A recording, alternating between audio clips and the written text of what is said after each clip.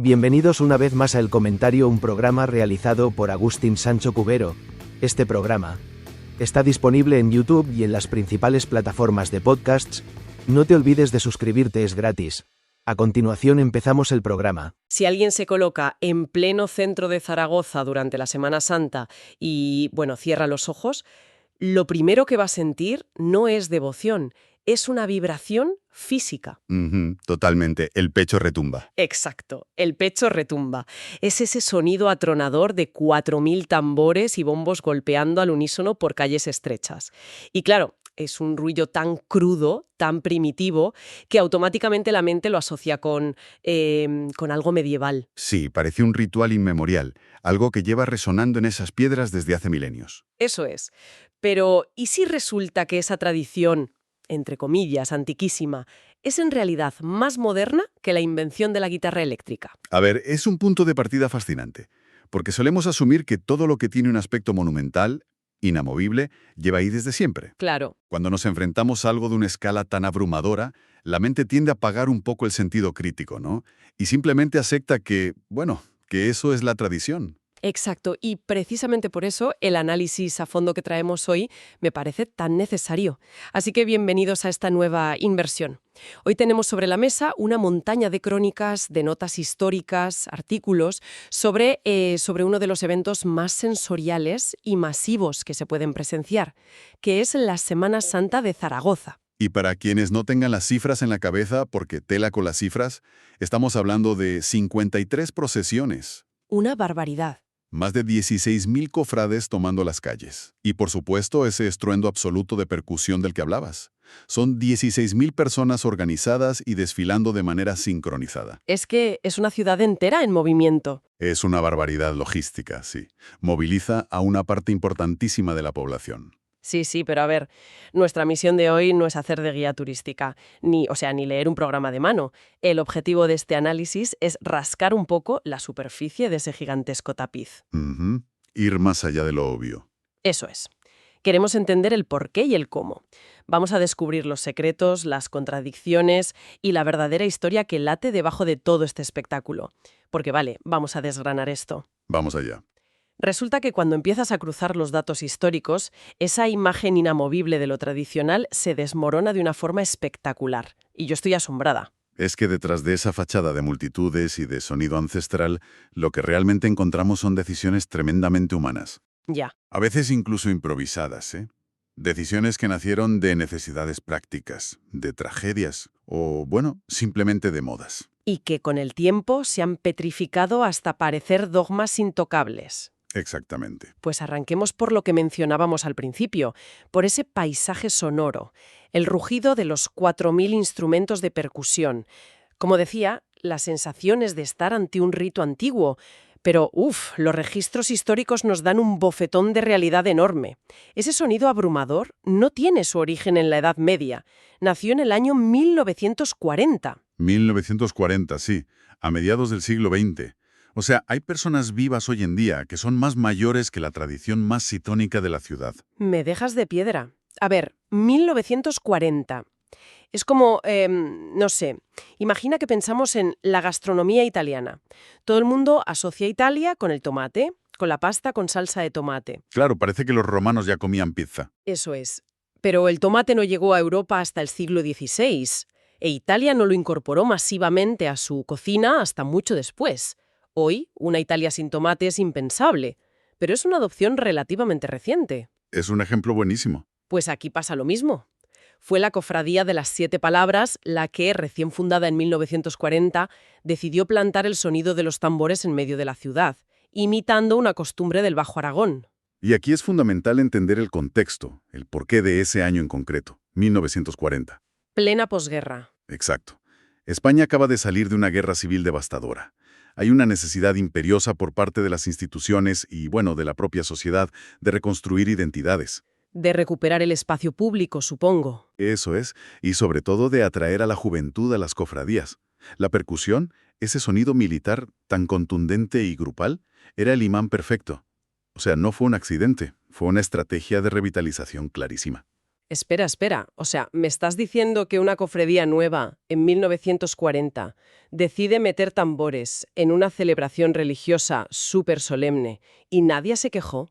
Si hay algo inmovilista, es la tradición religiosa. Bueno, claro que hubo recelo inicial. Ya me imagino. Siempre lo hay con estas cosas, pero el impacto estético y social fue tan brutal y atrajo a tanta gente joven que el resto de hermandades se dio cuenta de que tenían que adaptarse o quedarse atrás. Renovarse o morir. Tal cual. Fue un contagio por puro pragmatismo. De hecho, la asimilación fue muy gradual. Los registros nos muestran que en 1945 esa misma cofradía de las 7 palabras introduce los timbales. Ah, vale, no fue todo de golpe. No, y la verdadera revolución, ese sonido profundo que te vibra en el estómago, los bombos, no llegan hasta 1970.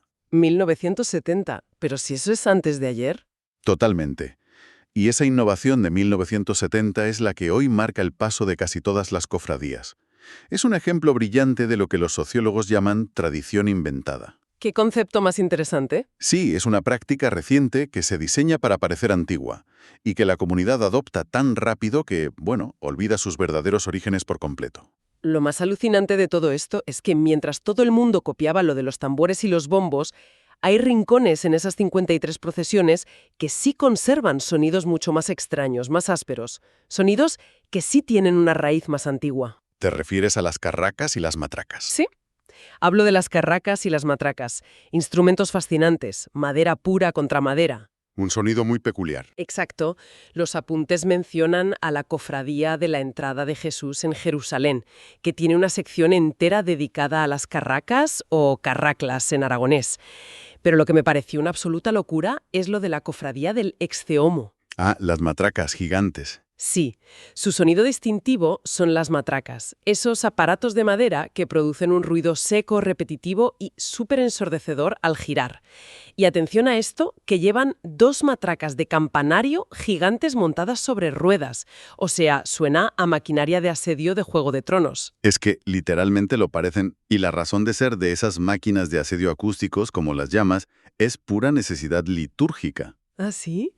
¿Por qué? Pues porque históricamente, desde el Jueves Santo hasta el Domingo de Resurrección, la Iglesia prohibía el uso de las campanas. Era una señal de luto por la muerte de Cristo. Claro, el luto absoluto. Eso es, las campanas, que era el WhatsApp de la época, el reloj y la megafonía de la ciudad todo en uno, enmudecían.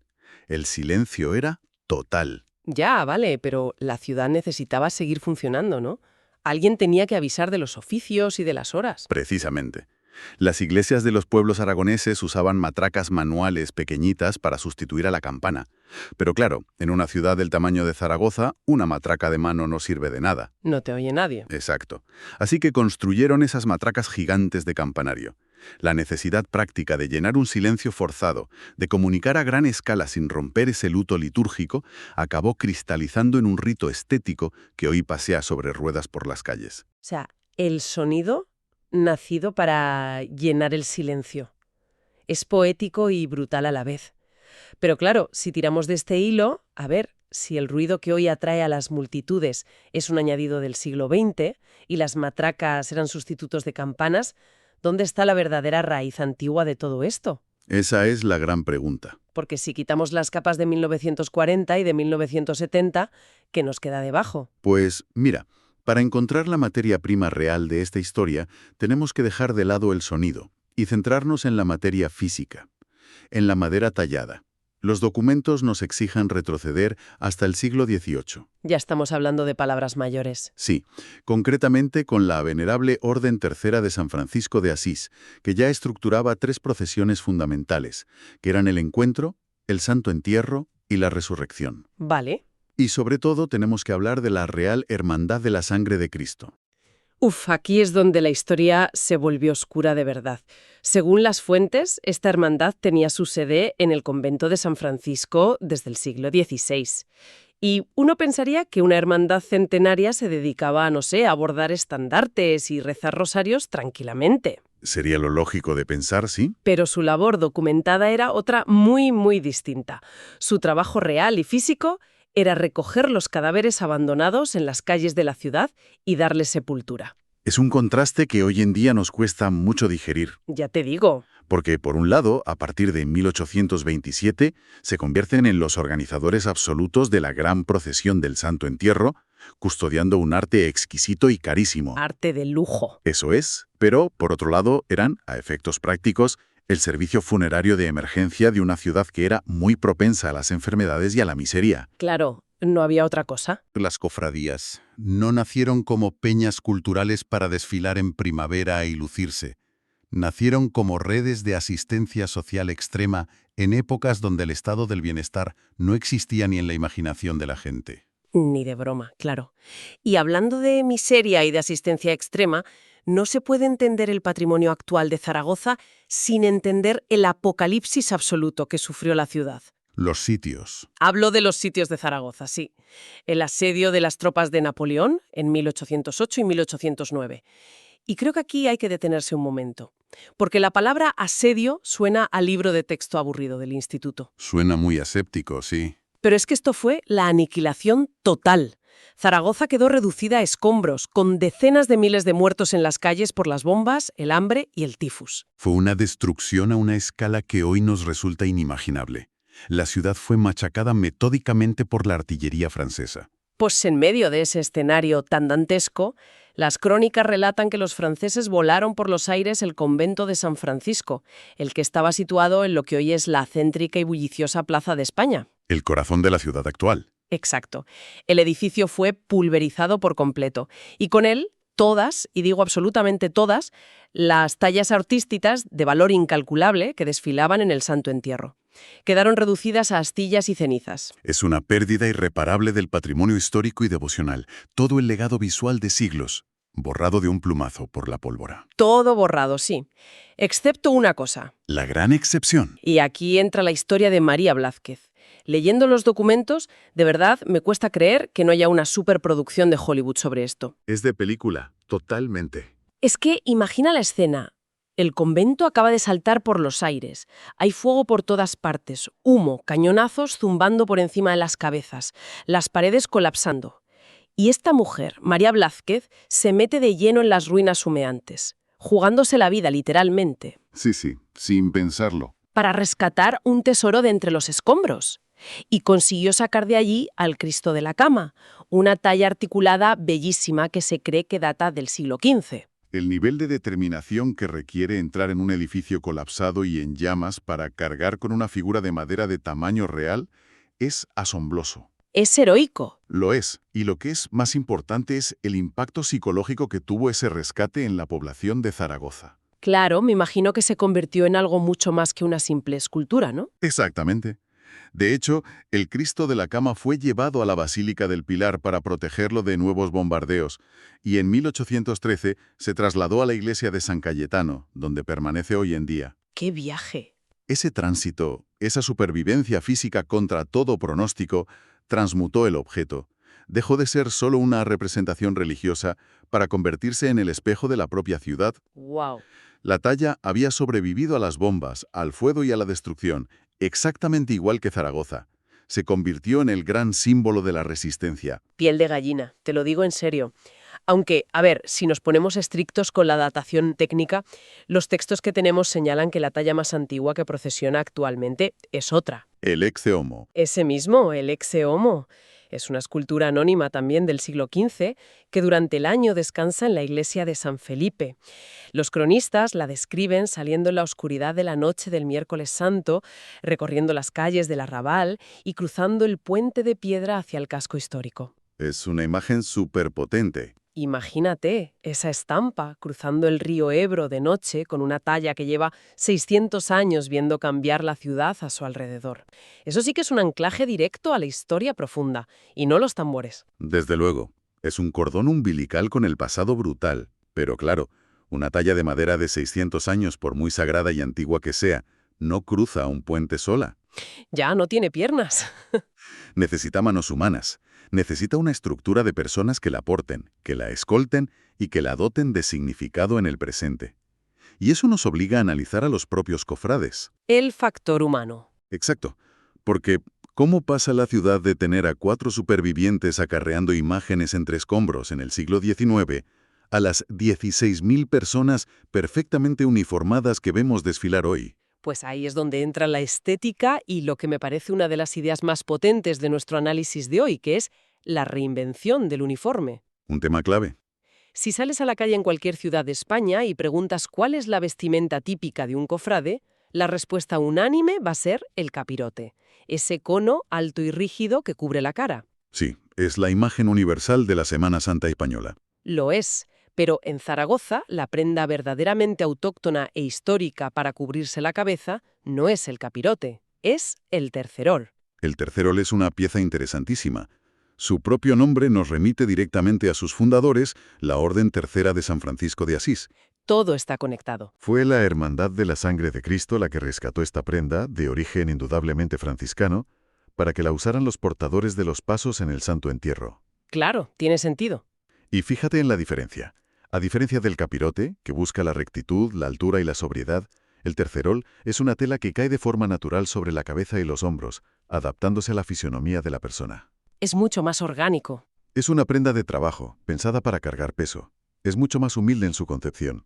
Pero lo que realmente me resulta fascinante de estas vestimentas, ya sea el tercerol o el capirote, es cómo rompen con esa idea de que todos los cofrades van iguales, como si fueran un ejército anónimo de rostros tapados. Sí, la gente suele pensar que es un bloque uniforme. Pues los documentos revelan que la tela funciona como un código visual de emociones y es increíblemente estricto y sofisticado. No todo el mundo va tapado.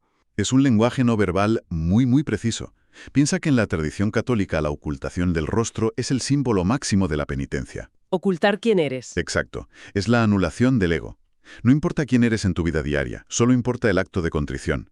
Sin embargo, la liturgia de la Semana Santa es un relato narrativo que avanza día a día. Cuenta una historia. Y cuando el mensaje de la historia cambia, la estética tiene que acompañar obligatoriamente ese cambio. El mejor ejemplo que recogen nuestras notas para esto es la Cofradía de la Crucifixión, que lleva una capucha de monje franciscano, pero siempre a cara descubierta. Muy representativo. El código es clarísimo. Es como decir, el luto ha terminado, ya no hay penitencia, esto es una fiesta. Es la alegría dominical. Eso es. Y me encanta el detalle de que abandonan la cera. En lugar de llevar velas para iluminar la oscuridad, desfilan portando claveles. Es un cambio de guión escenográfico impecable. Es el triunfo de la vida sobre la muerte expresado a través de la indumentaria y los objetos. Incluso la Real Hermandad de la Sangre de Cristo, fíjate, que es el epicentro del luto y la historia más solemne de la ciudad, lleva el tercerol echado hacia atrás, a cara descubierta. Curioso. Ahora bien, tenemos sobre la mesa un puzzle tremendo. Ya te digo. Tenemos tambores de 1940, matracas gigantes, estatuas del siglo XV rescatadas de bombardeos decimonónicos y terceroles franciscanos. Una mezcla explosiva. La pregunta es, ¿cuándo se ordenó todo este caos? ¿Cuándo nació realmente la Semana Santa zaragozana tal y como la consumimos hoy en día? Y la respuesta que arrojan los archivos es casi una broma pesada de la historia. Porque el formato moderno no surgió en la paz de un pasado remoto y tranquilo, surgió en medio del momento más caótico del siglo XX español. Otra vez la guerra. En pleno 1937, en medio de la Guerra Civil, se crea la primera cofradía penitencial moderna, que es Nuestra Señora de la Piedad. Y los registros marcan el 15 de abril de 1938 a la medianoche como el momento fundacional de la estética actual. Esa fecha lo cambia absolutamente todo. Esa noche de 1938, la Piedad sale desde la iglesia de Santa Isabel, se adentra en el casco histórico hacia la Magdalena y termina en San Nicolás. Acompañando una talla del escultor Antonio J. Palau, si no me equivoco. Exactamente. Ese recorrido, esa escenografía nocturna, el orden marcial de las filas, todo eso estableció la plantilla definitiva. Fue el molde de cómo debían comportarse y desfilar las cofradías modernas a partir de entonces. Pero, a ver si lo entiendo. 1938. El país está literalmente partido en dos, inmerso en una guerra brutal, matándose entre hermanos. ¿Por qué de repente surge esta necesidad imperiosa de organizar desfiles perfectos a medianoche? Porque en tiempos de caos absoluto, las instituciones y la sociedad civil buscan desesperadamente imponer orden visual y social. Ah, entiendo, una imagen de normalidad. Eso es, el bando que controlaba Zaragoza necesitaba demostrar normalidad, control de las calles y, sobre todo, una reafirmación pública y estructurada de la fe católica. Claro. Las antiguas procesiones, que eran más desorganizadas o dependían de una sola hermandad ya muy antigua, ya no servían para ese propósito propagandístico y de control social. Se quedaban cortas. Se necesitaba un formato nuevo, algo marcial, muy estético y muy disciplinado. De ahí nace el modelo de 1938. Vale, el contexto bélico lo explica todo. Pero fíjate en cómo lo más nuevo obligó a mutar a lo más viejo. Y aquí entra mi hermandad favorita de toda esta historia, que es la Hermandad de San Joaquín y de la Virgen de los Dolores. Un caso de estudio interesantísimo. Es que los documentos señalan que fue fundada en el año 1522. En el siglo XVI, por un grupo de comerciantes de la calle Cedería, lo que hoy es la avenida de César Augusto. Pleno centro también. Sí, y no se fundó por un fervor estético o para salir a pasear, sino porque una pandemia de peste estaba aniquilando a la población. Otra vez, la necesidad extrema de la que hablábamos. Una red de apoyo y súplica nacida del terror a una epidemia incontrolable. Pues agárrate, porque 4 siglos más tarde, en 1938, esta gente que lleva existiendo desde la época del emperador Carlos V ve el nuevo modelo de procesión nocturna, superestructurada y penitencial que están montando los jóvenes de la Piedad. ¿Y qué hacen? No se quedan de brazos cruzados, desde luego. Se quedan en su rincón quejándose de que los jóvenes están arruinando la tradición ancestral, ¿no? Deciden reinventarse por completo. Crean una sección específica dedicada a la Virgen de los Dolores, única y exclusivamente para poder encajar en este nuevo formato público y salir en el Santo Entierro moderno. Es un análisis brillante de cómo funciona realmente la sociología de las tradiciones. Es fascinante. Solemos pensar en la tradición como un jarrón antiguo guardado en una vitrina de museo, algo frágil e intocable que solo se puede mirar. Pero la realidad es que la tradición es un virus vivo, un virus que muta para sobrevivir en nuevos huéspedes y en nuevas épocas. Qué buena metáfora. En 1938 presenciamos una convergencia evolutiva de manual. Una hermandad recién nacida diseña el traje a medida del siglo XX, y una hermandad del siglo XVI, forjada en la miseria de la peste, decide cortarse a sí misma para encajar en ese traje nuevo. Y conviven. Conviven, se mezclan y el resultado es un producto híbrido que nosotros, de manera muy ingenua, le vendemos al turista como antiguo e inalterable. Menudo panorama. Entonces, después de destripar todas estas fuentes y cruzar todos estos datos, ¿qué significa todo esto? Pues cambia bastante la perspectiva. Si volvemos a dar un paso atrás y miramos ese inmenso tapiz de 16.000 personas del que hablábamos al principio del análisis, está clarísimo que no es una fotografía fija. Para nada. La Semana Santa de Zaragoza es un organismo vivo compuesto de cicatrices. Es un evento espectacular donde el sonido atronador inventado en el siglo XX envuelve a estatuas de madera del siglo XV, que a su vez, fueron salvadas de las bombas de artillería del siglo XIX. Sí, sí. Y todo ello escoltado por instituciones que nacieron, como hemos visto, para recoger cadáveres de la peste en el siglo XVI. Esa es la conclusión definitiva. La monumentalidad que vemos hoy no es el producto de un diseño original perfecto trazado en un plano. Es el resultado acumulado de traumas superados. De necesidades logísticas totalmente improvisadas como las matracas. Exacto. De actos de heroísmo individual como el de María Blázquez metiéndose en el fuego. Y de estrategias de marketing social en plena posguerra, como los tambores de los años 40. Es alucinante cómo se difumina todo, ¿verdad? Es que con el paso de 2 o 3 generaciones, la memoria colectiva suaviza las aristas, olvida los cambios abruptos y lo eleva todo a la categoría de dogma sagrado.